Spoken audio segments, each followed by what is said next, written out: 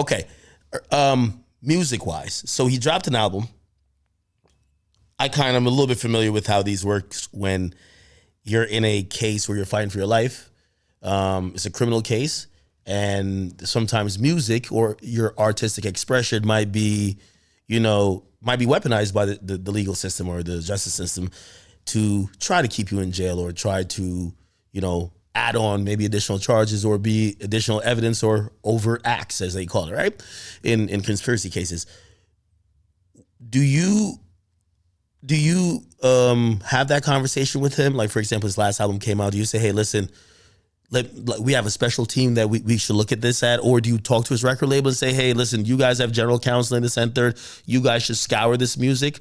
And listen, you can run it by us, but anything that's maybe not above, Yeah, there's a full circle of people that are concerned and looking. But he is in an industry unto himself, and he is entitled to express himself through his business and let his business continue. He's got a family. He's got people that are part of his musical world that are dependent on him, and it shouldn't all come to a full stop. So we have trust in them, but there's a full circle of people that are have their eyes and ears on everything. Thoughts on prosecutors, especially in RICO cases, using lyrics, using hand signs that might be in videos, using anything that could be seen as art that they're monetizing, and be like, well, you're wearing this in this video, you must be a blood.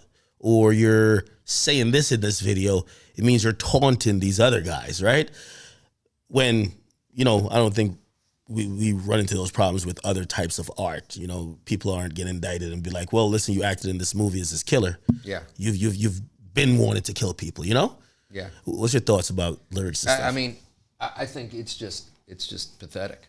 I think it's pathetic that people are trying to exercise their First Amendment rights and express their art form. I think these are brilliant artists, and clearly somebody out there wants to listen to it. I mean, and I read this Harvard Business Review about the number of suburban white kids that are listening to this music. Yeah. And so, it's being made for the masses. Okay. No one's writing a song just so they could talk about what they want to do next week. They're doing it to make money. This is capitalism. Okay. And so to sit there and get on the other side of capitalism and say, we're now going to pick apart your music that's been vetted by transactional lawyers, that's been vetted by industry people, and say that we think, sitting in our offices in our ivory towers, okay, we think it has meaning to it, is just pathetic, because nobody else is doing that. Like I said, nobody else is sitting there indicting Quentin Tarantino. Man, he's got some violent crap out there, And, I've seen the same studies you have where they could take the same lyrics and have somebody rap it, and then somebody with a little banjo. And the people that listen to it are going to say, this guy that's doing it rap is violent, and this guy doing it as a country song is not violent. And so there's a predisposition to how people treat it. But that's one thing for a fan base to have a predisposition. That's one thing for lay people to have a predisposition. But to have law enforcement, to have prosecutors that sit in their office and study music, look at Instagram, and try to associate some type of indication that that's a crime or a piece to a puzzle that adds up to a crime is really sad. And I think it just isolates and targets this industry. What's the next year looks like for you? Clearly you have this Durk case coming up. I feel like in the last 2 or 3 years, I've really seen the profile and stock of a lot of attorneys. Not only does it seem of utmost importance because a lot of rappers we love are catching these unfortunate cases, but we're realizing also the guys who are doing a good job of helping these rappers or these musicians out. You're one of them. Your profile's growing.